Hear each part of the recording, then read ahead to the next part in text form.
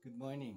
Welcome to the Thursday edition of our Family Matters, vlog number 4. And we are still on the topic. The title is the Internal Structural Organization of a Family. And this was based upon the Bible, the Word of God. Na po. At actually, this is part 4 na po ng topic na ito because there is a group of a very important people that we need to include in the family organization no po. Hindi po natin sila pwedeng kalimutan at iset aside because yung buong pamilya po ay nag-exist because of them. Kaya dapat mabigyan natin sila ng extra importance no po at i-include po nila dito natin sila dito sa ating internal structural organization ng family. Kaya this is a continuation po. At bago po tayo magpunta dun sa next sa part 4 ng ating topic ngayon, I just wanted to ask to add po yung medyo nakalimutan natin about yung mother role no po. Yung meron pong tayong nakalimutan na another challenge doon sa mother role no po. Yung pong na-discuss natin is a conventional mother, yung pong standard mother na na na nagmamanage ng tahanan. Pero po isang nangyayari ngayon that because of the hardship in life, no, kailangan pong mag-work yung mga nanay. No po. So I am talking about the working mothers. No po. At because they wanted to add doon sa income ng tahanan, ay aside from managing the house, na po, nagkaroon na naman siya ng another pressures if the mother needs to work to sustain the needs of the house. In reality naman po, yung mga nanay natin ay nag-aral din po sila at graduate din po sila. Karamihan din po ganon. At although kung conventional mother po sila na nasa bahay at na nangangalaga ng family, it is also a career no po. Hindi po dapat makadama ng anumang damdamin ang isang ina na walang trabaho. Hindi po siya masasabing lesser value dahil hindi siya nagwo-work na po. Kasi yung po namang provider ng family was on the shoulder of the father. But yun nga po, ngayon po acceptable norms na po ito na yung mga babae natin ay nagtatrabaho na. And it adds on doon sa kanilang napaka-enormous responsibility sa loob ng pamilya kung nagtatrabaho din sila. Pero yan na nga po yung nangyayari sa ngayon. So, that is another feather on the cap of the mother. Another responsibility, another accomplishment that he could find ways of working no po, and managing the house affairs. Kaya po yung mga anak natin is supposed to be very valuable yung tingin, dagdag na pagtanaw ng utang na loob sa mga ina na nagwo-work and still managing the household. Ito po. Napakahirap po nun. Isa to sa mga dapat i-considera ng mga anak natin. Yung hirap na yon ng ina natin. No? Bukod doon sa mga various attributes na sinabi natin na obligasyon ng role ng mga ng ina, particularly sa family, sa foundational structure ng family no po. So when the mother is working, it adds another weight on his role as a mother, and we should appreciate that no po, na i-appreciate ito ng mga anak no po. at i-appreciate din ng husband. So what I'm talking about is that yung hirap na ito ng mga kababaihan natin, ng mga magulang natin at ng mga asawa natin na babae, dapat nandoon din yung respect natin. Yung mga babae pong nagwo-work and nagmamanage ng bahay, we should highly esteem them, no po?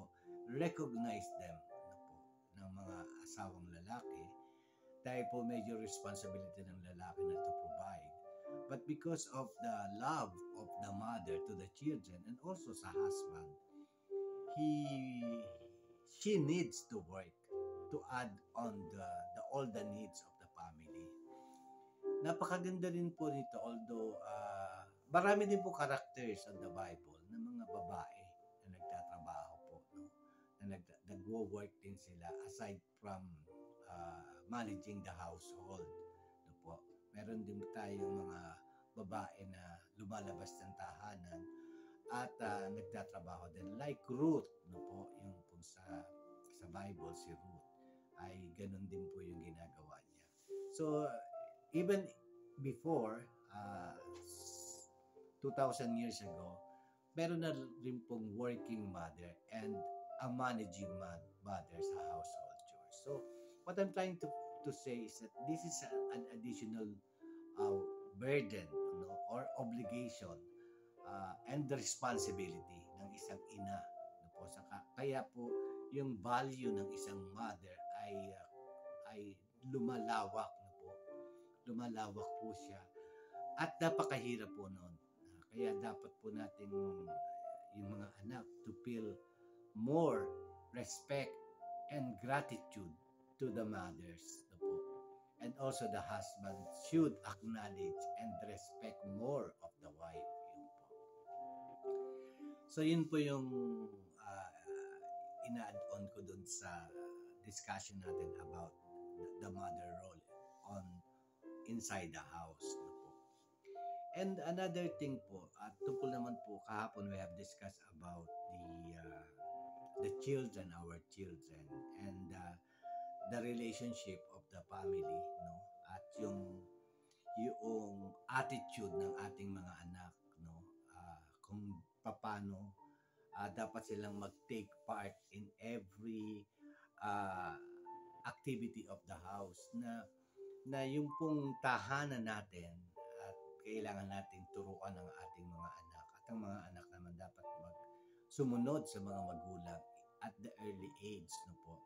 Kasi yung pong loob ng tahanan, doon po unang natututunan ng ating mga anak ang magiging basic foundation nila sa kanilang buhay, like yung pagiging hardworking. Dapat they should take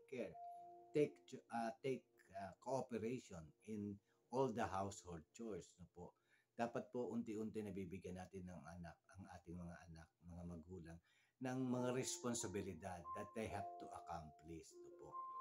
At aside from rearing them with the words of God and giving them education, may mga certain aspect po ng individuality ng ating mga anak or character na sa bahay po talaga unang nakukuha. Yun po yung kasi yung first exposure ng ating mga anak. So sa bahay, we are the parents, aside from providing for all the needs of the children, dapat po yung mga basic character traits po na dapat na instill na po sa ating mga anak. And when our children are grown up, since na ilagay po natin yung foundation na the Lord should be known to the family, and their strength daw po ay naka-angkla sa pananampalataya sa Panginoon. Let us not forget yung atin naman po mga children that they are growing up and there are not only physical changes ang nangyayari sa kanila, but of course, yung emotional na po at saka yung little by little, we see our children starting their journey up to the point na they wanted to do everything that they need to do, no po. Let us not forget po yung ating mga anak is a individual, unique individual created by God. And there was a destiny for each and every one of our sons and daughters that have to accomplish. At yung pong journey na yun nila ay mag-i-establish ng kanilang true identity. And sometimes nga po, minsan, dumarating sa point na yun ang nagiging diskusyon ng pamilya, no po, when our sons or daughter started to draw his or her own identity. Nandiyan po yung maraming argumento between the father and the children, or between the parents and the children. Bilang mga magulang po, we should have the discernment of spirit. Kung yung pong gustong gawin ng ating mga anak ay isang pamamaraan na, isang step na, that they are trying to find their own way. Kasi po, kung tayo po ay magulang na nasa Panginoon and we depend upon the Lord in rearing our children, upbringing our children, tsak po naman mangungusap ang ating Panginoon sa atin bilang mga magulang. At kung nakikita na po naman natin na ang intention ng mga anak is starting, no po, to draw their own destiny. Dahil may destiny po silang sarili na naiplano ng Panginoon. And somehow, minsan, hindi kayang ipaliwanag ng ating mga anak po. Minsan, yung kanilang intention, and it seems na parang on the surface, parang nagtitigas-tigasan sila ng ulo, di po ba? O nagdi-disrespect sila. Pero hindi naman po yun yung intention nila, kundi they are trying to curb their own destiny na. Nag-start na po yung curbing ng kanilang sariling journey over their life separately. And yung pong mga kilos, galaw at pagsasalita nila is starting also to go on that way na they're trying to decide, or they are starting to decide and think about their own lives. Po. Minsan po, nabibigla tayo dyan bilang mga magulang at we are afraid, no po. Pero yun nga po, if we are a kind of parent that is dependent upon the Lord, tsak naman pong magsasalita yung Panginoon, and you would have the discerning spirit dahil kilala po ninyo yung ating mga anak, na baka yung pinupuntahan ng ating mga anak ay direksyon na dapat na niya nang gawin, o nag-i-start na po siya to curve, no po, his or her own destiny. Kaya po, madediscern po natin yan sa kilos ng ating mga anak, na baka hindi naman po outright na nag-disrespect sila, but they are trying to communicate, or to communicate with us na there is something in their heart that desires to start curving their own way. At pagka po nakita natin yan, na yun naman yung will ng Panginoon, no po, na nagsisimula na yung ating mga anak. And that is the time naman po tayo bilang mga magulang is to submit to that. Kasi baka yun na nga po yung start ng kanilang journey on their own. Hindi po tayo maging sagabal naman dahil sa hindi natin pagsang-ayon. Kundi if we discern that this is the will of God towards our children, then there's nothing that we can do than to let them go. No po? Baka minsan po yung anak natin earlier in their lives nagsimula na agad. Meron pong ganyan na advance yung yung kanilang step towards their goal or destiny in life. Tandaan po natin yung destiny nila ay galing sa Panginoon, nakadesign sa Panginoon. And whether they step earlier or in advance, or it's not yet time, pero they have felt the urge to start earlier, wala po tayong dapat ikabahala doon. Because whether they fail or they succeed, pag nag-succeed po, of course, they will get the fruit of their decision, the labor of their action. Di po ba? But what about if nag-fail? o nag-fail, it's pag nag-fail po sila, they have taken their action to lead their own lives because that is what they feel, no po, and they have the right to do it, especially kung nasa age na po sila. Even if they fail to that endeavor or to their start in life on their own, definitely po hindi po zero accomplishment yun. Definitely that even if they failed, but they have tried, on that process pa lang po ng trying and trying to live on their own at failed po sila, hindi po naman totoong failed yun in the essence because they have learned something on that. Kung yung mga goal nila, hindi nila na-accomplish, pero deep down inside of them, they have learned something on that journey. Kaya po, yun po minsan yung conflict natin, ano po. But of course, the children could say their intention in a very respectful manner, no po. Dahil mga magulang po nila, mga magulang niyo po sila, kami, mga magulang niyo po kami. Kaya dapat po natin i-respect din yung thoughts ng mga magulang in accordance to what you want to happen in your life. No po. And yun nga po, you should honor that yung edad nyo po ay kalahati pa lamang ng edad namin or lesser than the half of our age. At hindi naman po kaming mga magulang umabot ng ganitong edad na po na hindi kami natuto. Na po. Marami na kaming experiences. We should be your source of knowledge, no po. Kumbaga, makakatulong kami sa inyong mga pinaplano. Kung hindi niyo man kami sundin na hindi na muna, nakikita namin na it's not yet the time, but you really wanted to do it.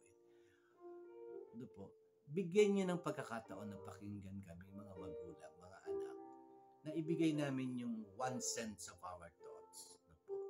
At baka pwede niyong idagdag sa gusto niyo o magamit niyo sa gusto niyong paghakbang on your individual life.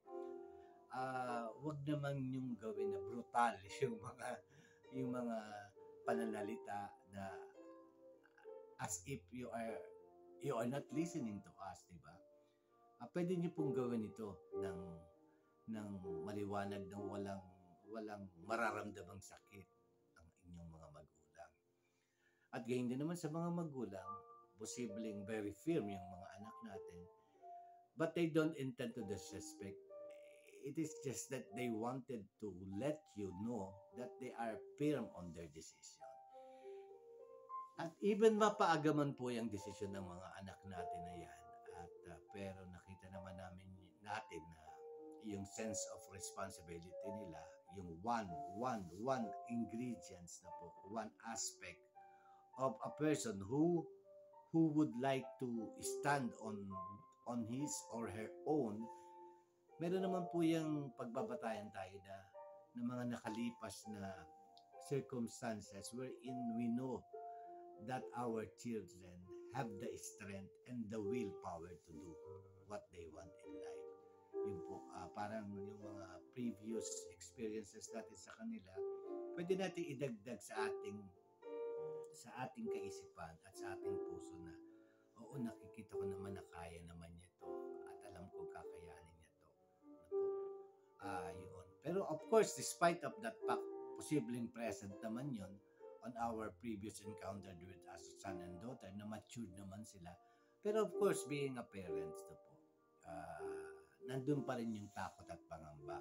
That this kind of feeling and thinking na dapat i-honor ng mga anak. No po. Of course, honoring and respecting them doesn't mean that you would not do kung yun po yung ng mga anak, kung ano yung gusto mong gawin at posibleng pinupush ka na ng Panginoon in doing that. Of course, we should be, yung mga anak po natin, dapat po na i-commit nila sa Panginoon ng bawat hakbang ng buhay nila. No po. Pero katulad din po ng sinabi ko, whether it is right or wrong, or success or failure, meron pong matututunan ng ating mga anak sa lakad na yan, no po, ng kanilang sariling buhay, no? Yun nga po, that is very hard on the part of the parents, lalo na kung very young pa lang nagpakita na ng strength o yung anak ng intention to live on his own. Hindi po madali yan sa ating mga magulang parati na hindi madali. Pero sometimes po, we come into the point of our lives, parents, na we cannot do anything because our sons and daughters want it to do. Ano po? Pag dumating po tayo dyan sa crossroad na yan that we don't have a choice, ano po? That we don't have a choice as parents, we have to give the blessing para mas magaan sa mga anak natin. We have to give them our blessing so that it will not be hard for them to start on their own. Wala din naman po tayong choice kung dumating yun. Kaya mas better na i-handle natin ang situation with enough faith and maturity. At ganun din sa mga anak. Huwag masyadong harsh. Huwag masyadong gusto mo lang gawin. Kailangan mo pang sakta ng mga magulang mo o kaya kailangan mo pang pagsabihan ng kung ano-ano o sumagot sa magulang mo. Of course, magulang siya, magulang kami. At kayo naman din mga anak. Pero still, doon sa organization ng Diyos, sa pamilya, you should respect and honor and be obedient to your parents. And the parents naman, siyempre, you should understand our sons and daughters. And if we are very sure of ourselves na we have injected yung faith at pagkilala sa Panginoon sa ating mga anak, at we have already taught them all the needs to survive, at I guess although may takot man, we should have the confidence na kakayanin ng ating mga anak na tumayo sa sarili nilang mga paa. Kaya napakalaki pong value noong at the early age po ng ating mga anak na instill na natin, na i-provide na natin sa kanila yung basic foundation ng pagharap sa buhay. Di po ba, actually that is supposed to be the purpose of us parents, no? Yung para pong ibon na nasa taas ng puno na pugad ng mga anak niya po, ng mga batang ibon. Dumarating po dun sa point na una, lilipad po yung nanay at tatay at kukuha ng mga worms or ng whatever food that the baby bird needs po. Tapos ibibigay po sa mga anak nila. Actually po yung ibon, isusubo pa mismo sa bibig nung ipapasok pa niya yung tuka niya dun sa baby bird at ilalagay yung pagkain na kinuha niya at lipad.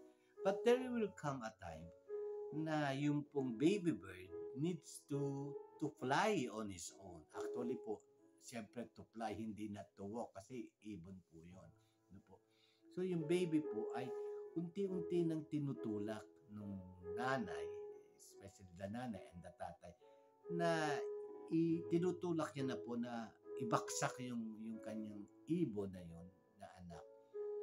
Hindi para saktan, kung hindi para matutunan ng baby ibon na lumipad. Gamitin ang pakpak niya para lumipad.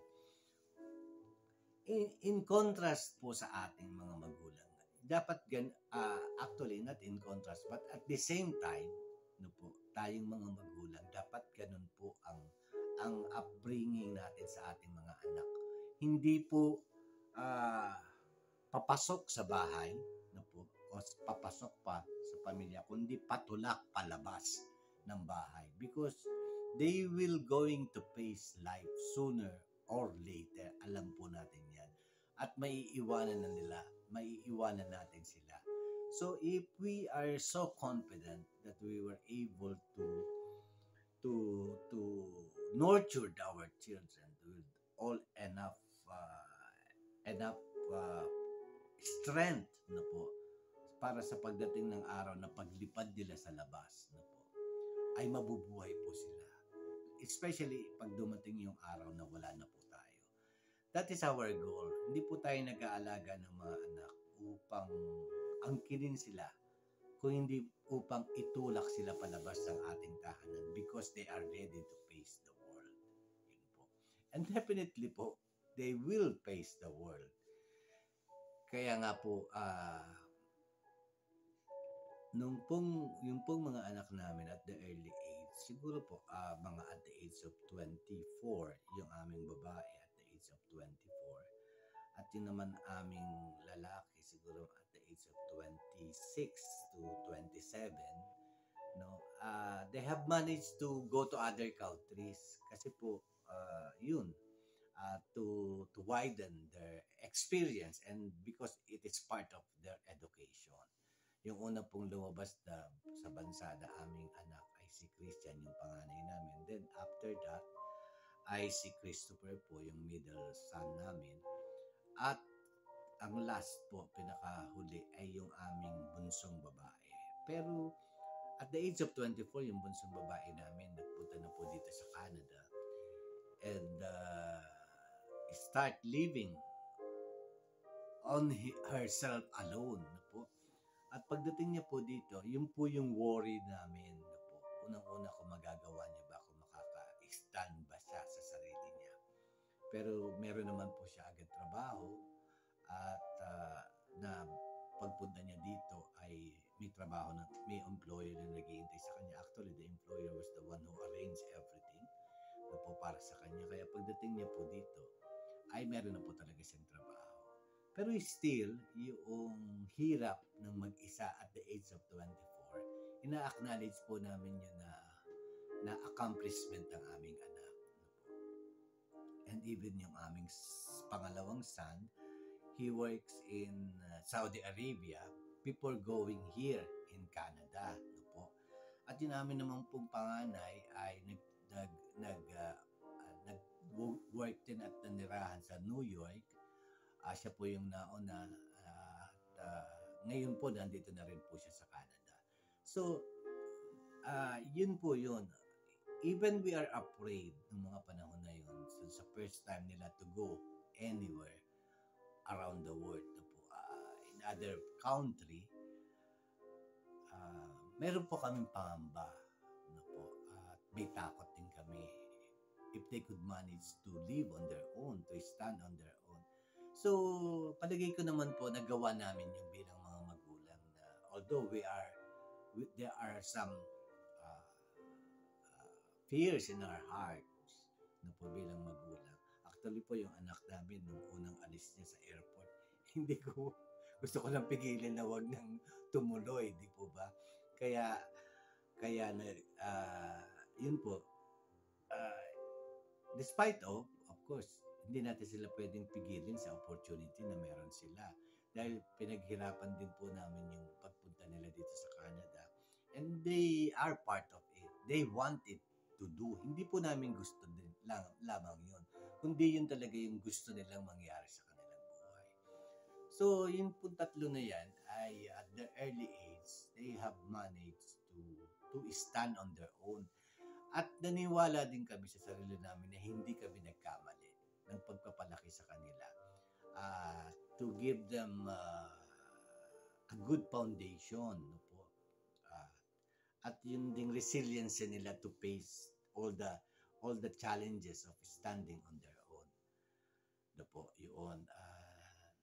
Sa palagay ko naman po, hindi naman sila natalo sa mundo, kundi naman nananalo naman po sila. Ganun. Pero yun po, dapat ganun po yung attitude natin mga magulang. What I mean to say is that we have to let them spread their wings just like the little bird na itutulak po natin sila gently to fall down and learn to use their wings and fly. Po. Yun po yung ginawa namin sa aming mga anak. But of course, may ilang mga pangyayari din now after years na po na somehow meron pa rin silang mga ibang mga desisyon na na hindi naman po mali. Pero hindi lamang po sa amin nangi yung time is not yet right for that, at saka parang it's useless na po. Ah, Pwedeng intayin yung susunod na hakbang para lamang po iplantya yung lahat ng nasa kamay na sa ngayon na po iplantya at ayusin ng maayos bago mag-undertake ng another step in life. Pero hindi po, hindi natin sila mapipigil na po. Dumarating sa talaga sa point na ganon. So, we can't do anything about it. So, we let them to fly again. No po. So, yun po yung challenge ng ating mga magulang. At saka din challenge din ng mga anak because sila yung nakasalang sa panibagong simula ng kanilang mga buhay. Kumbaga tayo, patapos na yung journey natin. Pero sila po, they need all the support and love and care. No po, dahil they're just starting to face the life na kanilang dapat kaharapin. Of course, we wish them well despite of yung mga sakit na naramdaman natin. We wish them well that the Lord will that the Lord will going to bless them.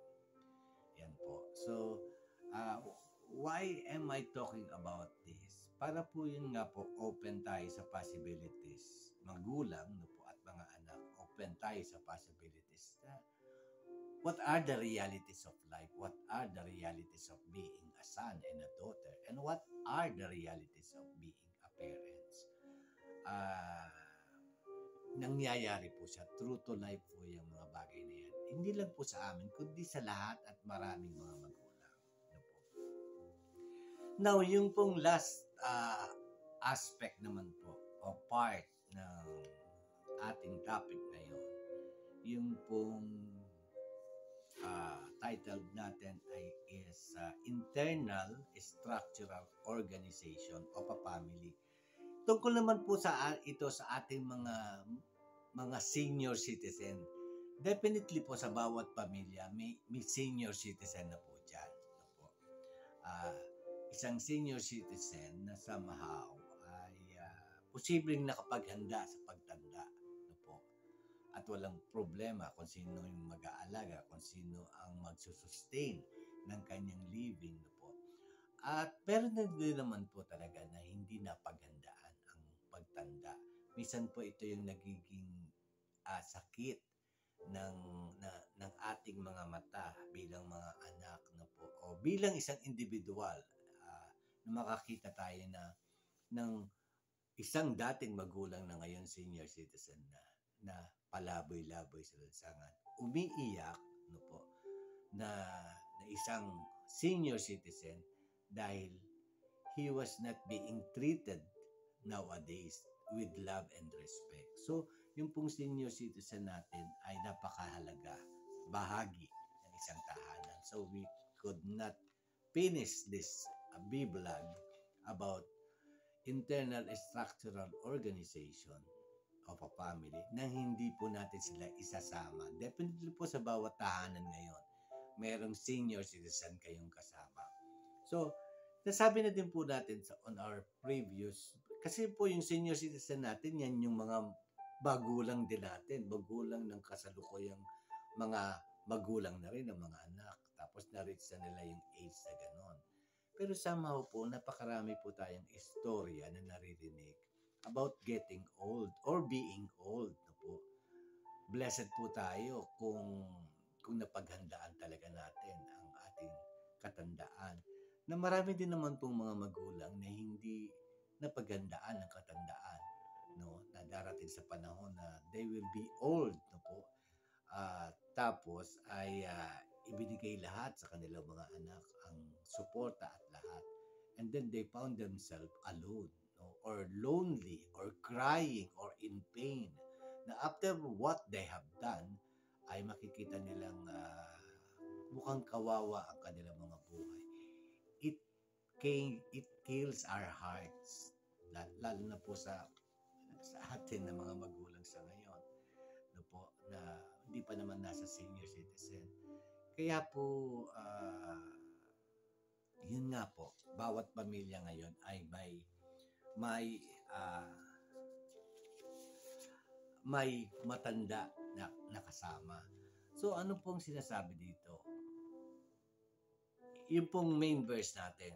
Definitely po nanay o tatay natin yung matanda na yan nakasama natin. So kung nanay man ng nanay natin o nanay ng tatay natin o yung mismong nanay na natin ng mga current na mga anak na matanda na, definitely meron po tayong kasamang ganyan. And they are part of the family. No po. So how do we deal with it? No po.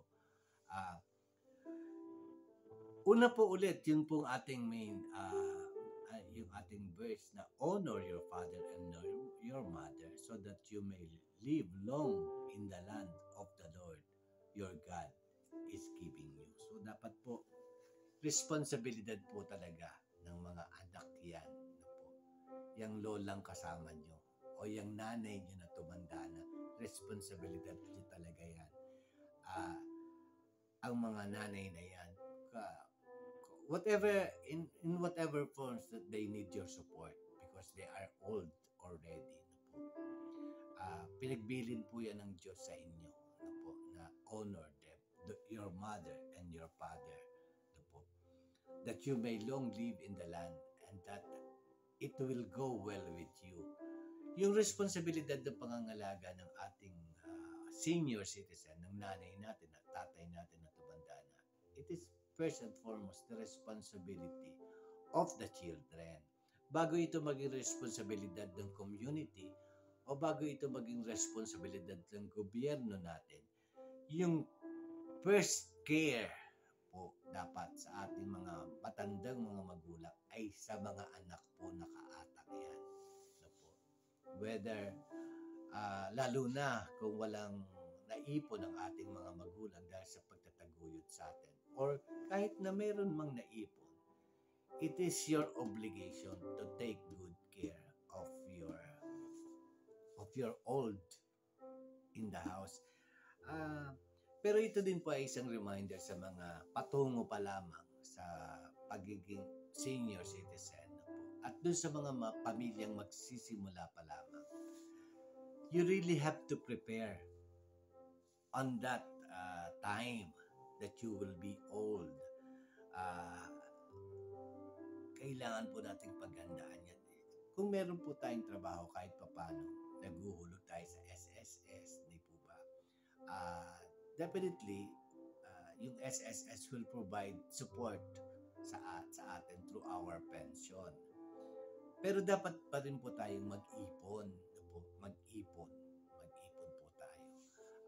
Upang sa katandaan natin ay meron tayong huhugutin para sa sarili natin. Dapat po bibigay natin yung part ng pangangailangan ng ating mga anak.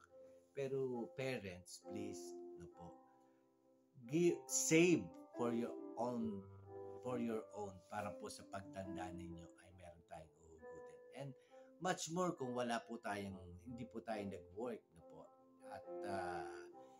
At wala tayong kukuhaning pensyon, dapat po talaga nakapag-ipon tayo. We do our best, no po, na ihanda yung ating katandaan, no po. As much as possible, this should be a reality, no po. Minsan horrid po pag inisip natin. Pero kasama po sa pag-prepare natin sa ating katandaan yung ating finances, no po. At yung darating po yung panahon na yung funeral plan po natin, dapat meron na rin po yan, no po, kung ano yung plano nyo po, nasabi nyo na po sa inyong mga anak. And definitely, as much as possible, para wag maging burden sa ating mga anak, yung cost ng ating kamatayan ay dapat na paghandaan din po natin yan. Ano po? And another thing, dapat po alive and well tayo. No po? Yung katandaan po minsan nasa isip lamang. Pero yung physical and mind natin dapat continue yung pag-work niya, no po. Kasi we need strength, no po, sa pagtanda natin. Mas lalong magiging mahirap ang kalagayan natin, no po. pagtanda natin na hindi na natin kayang buhatin ang sarili natin, napupunta lamang tayo sa CR o maliligo tayo o kakain tayo, na kailangan pa tayong subuan, kailangan pa tayong akayin, di ba? Pero katandaan, minsan talagang ano yan, ah, nararanasan. Pero as much as possible, let us continue to be at our best, no po, na kaya nating igalaw ang sarili natin sa ordinary movements ng isang nabubuhay na tao. No po. Yung mga pangako po ang Panginoon sa Biblia that will sustain our old age. No po. So ang isa po ay makikita natin, may mga pangako po pa Panginoon, i-claim po natin ito. I-claim po natin ito sa ating pagtanda. Hindi pa man tayo matanda, pero kung hindi pa tayo masyadong matanda, let us claim this. No po. Aside from preparing our finances for our old age and our physical bodies, no po. In yung mind natin, kasi pagka hindi po natin parating ginamit yung isipan natin, ay baka magkaroon po tayo ng dementia, yung po mga ganun, no po. Kaya kailangan matalas pa rin at gamitin natin ang ating mga isipan to indulge ourselves in something creative that our mind will work, no po. Masanay siyang gumagalaw kahit matanda na tayo, no po. Let us involve ourselves in some mind-boggling or mind exercise na activities. Hindi lamang po physical, kundi most especially yung mind natin na hahasapang tumakbo ng normal even in our old age, na po. Para wag po tayo magkaroon ng dementia. Magiging pabigat po talaga tayo sa ating mga anak na posibleng alagaan tayo o posibleng itapon tayo. Kaya po dapat we should take care of our own self, of our own health, no po. Physical body, emotional, mentally, and yung pangangailangan po natin. Bigyan natin ng sapat na panahon at konsiderasyon na maihanda natin ang ating mga sarili, that we could able to stand still even in our old age. Yung mga pangako po ng Panginoon ay matatagpuan natin sa Bible, especially during our old days, dumarating po tayo sa dapit hapon ng ating mga buhay. Sabi po ng Psalms 91 verse 16, with long life I will satisfy you and show you my salvation. So yun po yung pangako. With long life, no po, ay bibigyan tayo ng Panginoon, no, and show you my salvation. Napakaganda po na sana at the early part ng ating buhay or even now at this very moment, ma-realize po natin na yung ating Panginoon at nakilala po natin ang ating. Ito po isang magandang preparasyon. Wala pong problema kung Christian na po yung old age na yung lolo at lola na nakikinig sa atin. Hopefully, wala pong problema kung nakilala niyo na si Lord as your Savior and Lord at the early part of your lives. Pero kung hindi pa po, this is the best time na tanggapin po natin si Kristo na Panginoon at tagapagligtas. Dahil wala po kayo pupuntahan after this life kung hindi niyo po matanggap at natanggap si Yesu Kristo bilang Panginoon at tagapagligtas. Kung gusto po natin pumunta sa langit, Jesus is our only way. Kaya po, if a family is viewing right now, or especially kung wala man yung nanay at tatay na old age sa member ng pamilya na nakikinig at the moment, at yung nanay o tatay, yung mga anak ay nakikinig sa kasalukuyan ngayon at meron kayong matandang inaalagaan na hindi pa nasisave ng Panginoon, I think this is the best gift that you could give to your lola or lolo, to pray, to let them pray, lead them to pray for the acceptance of the Lord as their Jesus, as their Savior and Lord.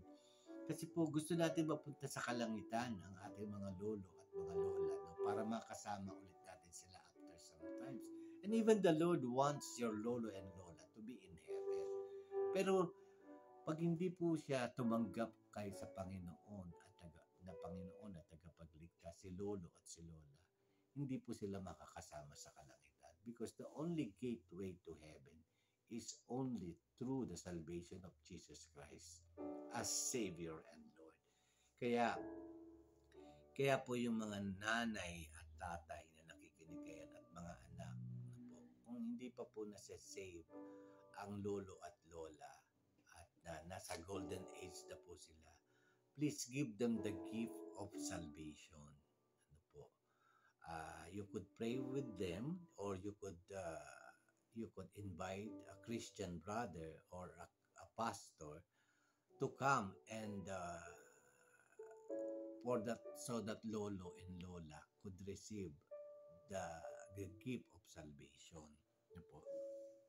Sabi po sa Proverbs 17, verse 6, children's children are crowned to the aged, and parents are the pride of their children. So remember this, mga anak, no, na na yung inyong mga parents at mga oldies sa loob ng bahay, they are a treasure because of their experiences in life, no po. Kaya dapat parati po silang irerespeto, no, hindi man po parating susundin ang kanilang mga sasabihin dahil minsan it's hindi naman din posibleng tama, pero yung respeto should play a very important role, no po, because they have gone through a lot in life and they are filled of wisdom and knowledge from their experience. Diyan pa lamang po kailangan nyo ng irespeto ang inyong mga magulang at yung mga senior natin na nasa loob ng ating tahanan. Sa Proverbs 20 po, 29, the glory of young man is their strength. Gray hair is the splendor of the Lord. So sabi po yung the glory ng kabataan ay yung kanyang kalakasan. Yun naman pong splendor ng mga oldies na katulad namin, yung pong gray hair, nagre-represent po siya ng experience in life, that we have learned a lot in life and our hair becomes gray because we have traveled a lot in life. Diyan pa lamang po dapat you are respecting your father and mother. Sabi po sa Titus 2:3, likewise, teach the older women to be reverent in the way they live, not to be slanderer or addicted to much wine, but to teach what is good. So expected po na yung pong elder natin is a source of wisdom and knowledge that should be teach to the current generation and the future generation pag inabot pa din. Yung kanilang wisdom and knowledge na earn for living a long life here on earth, it's a source of strength sa mga bagong henerasyon, sa mga apo po, sa mga apo sa tuhod, sa mga lahat ng klase ng bagong henerasyon ng pamilya, ay i-honor po siya yung katandaan ng mga old-aged member of the family.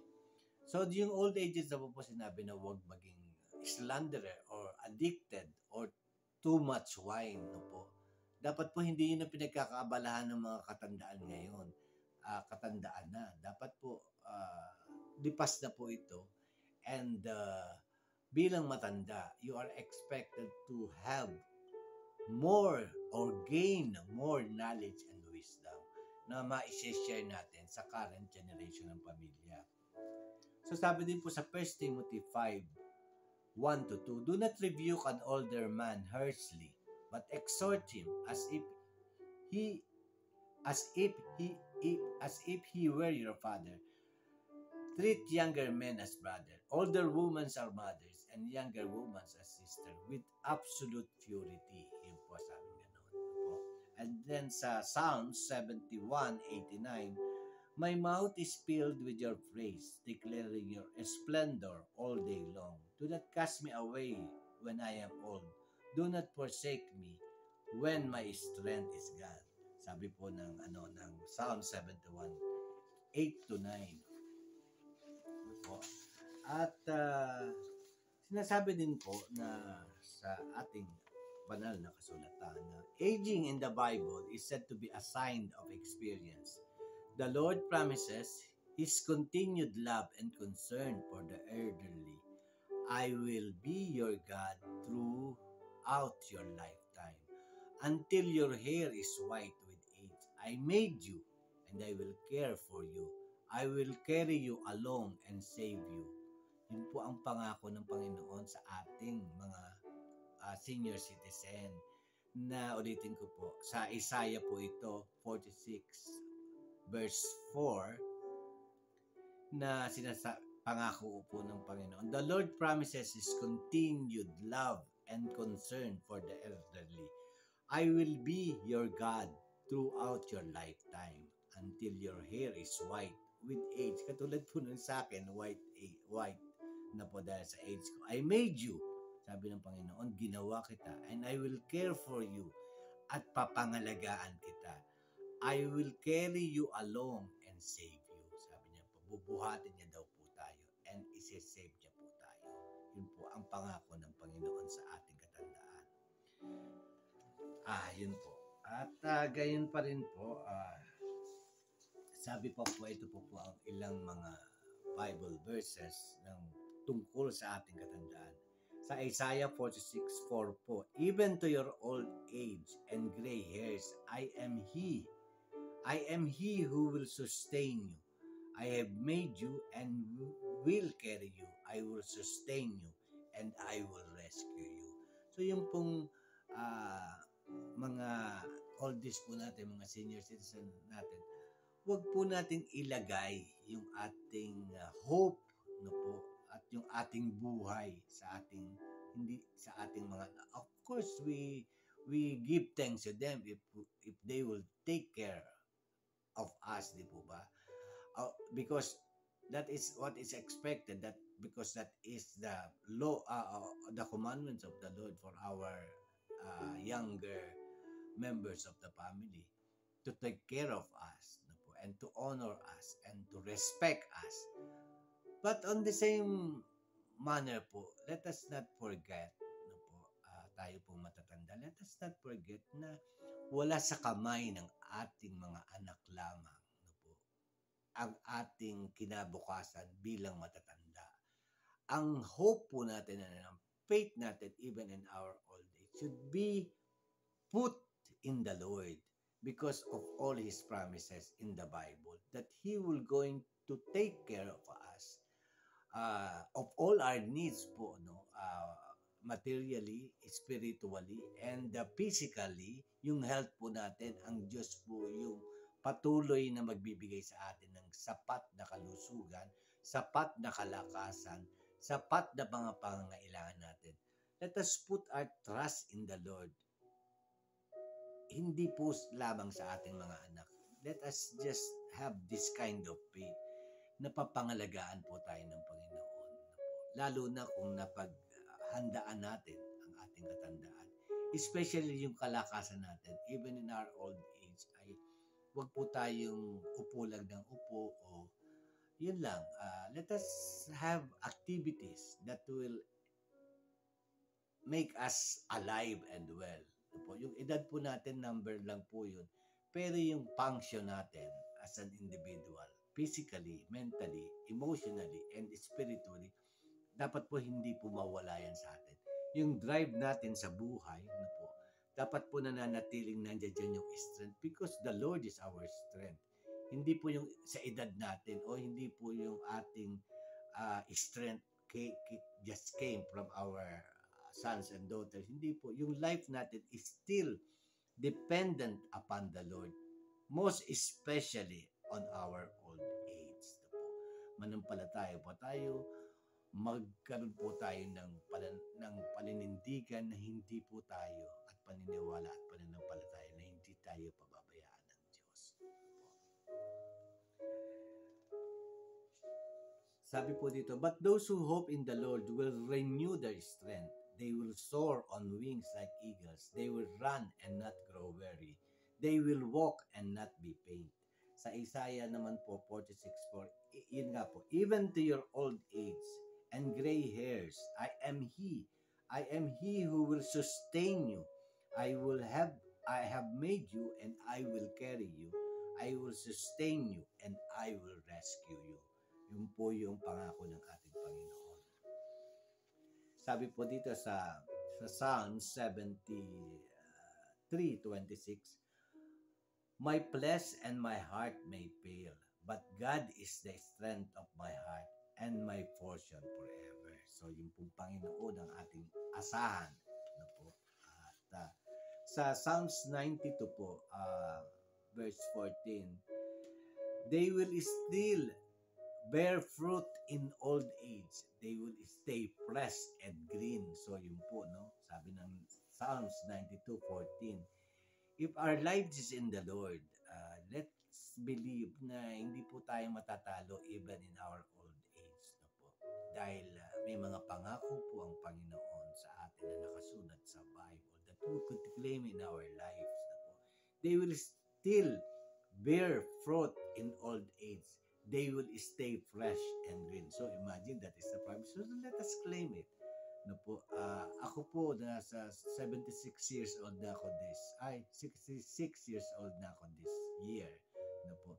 Pero I'm still doing what I have been doing noong kabataan ko. Of course, yung iba po na lesson na po at nag-iingat na rin po ako, especially sa pagbuhat-buhat. Kasi whether we like it or not, no po, medyo delikado na rin po. Pero po, the Lord promises that He will give us new bones, new ligaments, new strength daily, kahit po sa pagtanda natin. They will still bear fruit in old age. They will stay fresh and green. So yan po, yung po kadalasan, yung mga gifts and talents natin, pag-ingatan natin. No po. Dahil yun din po kung source siya ng ating mga pangailangan, no po, at nagagamit natin siya. Hindi po magpe-fade away yan na pwede pa rin po natin yung gamitin in our old age. Kung ano yung gift and talent na pinagkaloob sa atin ng Diyos. No po. Pwede pa rin nating stay fresh yan even now. No po. And our lives will still be green na parang wala naman pong nababago sa productivity natin. Although iingat na lang po tayo. No po. Para po yung mind, body, soul natin, no po, is still functioning as if na hindi pa rin naman tayo matatanda. Lalo na yung mga gifts and talents natin kahit kailan, dapat natin gamitin yan. Dahil it will make our minds alive. No po. At pag ginamit natin yung isip natin, pangangatawan natin, sa gift and talent sa pinagkaloob sa atin ni Lord. Ginawa po yan hindi lamang sa younger years natin. Even in our old age, no po, magagamit pa rin natin yan. So, let us stay active. No po. Yun.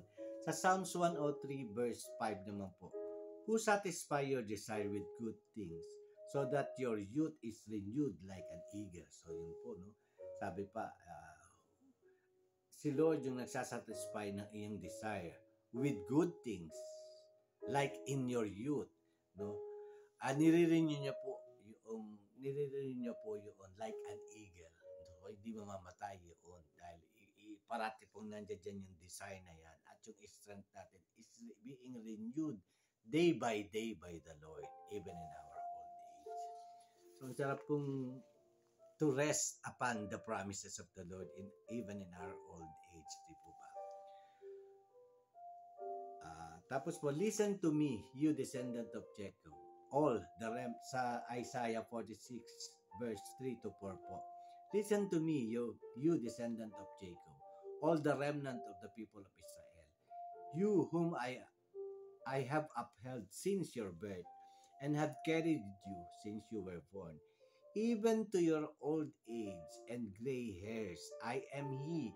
I am He who will sustain you. I have made you and I will carry you. I will sustain you and will rescue you. Tapos sa sa Isaiah 40 verse 9, He gave strength to the weary and increased the power of the weak. Yun po yung sabi naman po doon. No po.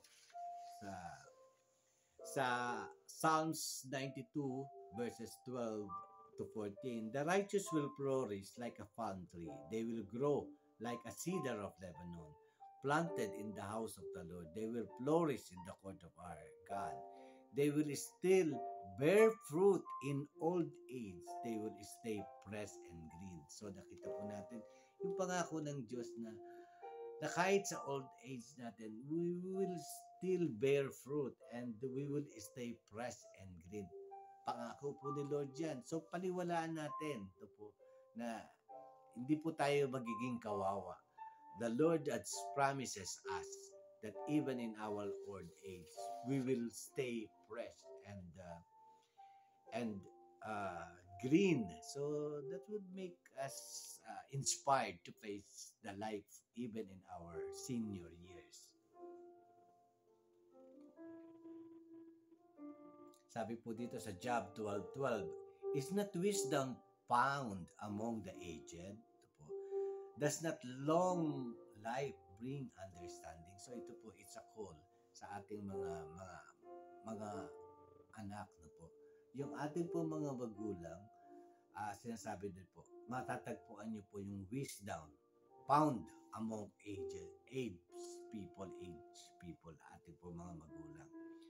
Tapos sinabi po, does not their long life bring understanding? So there is wisdom and understanding sa inyong mga magulang. Kaya you have to take care of them. You have to respect them. Po. Sa Job 12:20, sinabi naman po, He silences the lips of trusted advisor and take away the discernment of the elders. So yung po mga elders natin, because of their long experience and because of their long connection with the Lord, they have a lot of experiences being saved by God, and their life is a proof ng kanilang experiences with the power of the Lord. That's why they have to be listened, they have to be heard. At in every step of the way ng mga bagong kabataan ngayon, listen to your elders because they are more learned than you. Not the learned in the school or your education, but the learned on the actual phases of life. Hindi po sila basta nabuhay lang at tumanda nang walang natutunan sa buhay. They are a jar, a container of wisdom and knowledge because they have came through a lot in life, especially in the relationship with the Lord. So with that, we are ending. Marami pong salamat. We are ending our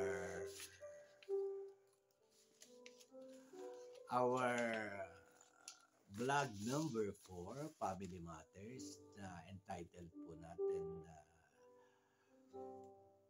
Internal Structural Organization of a Family. Yun po. So I hope every member of the family that we have discussed have learned and inspired a lot from this biblical basis kind of land that should be in our family.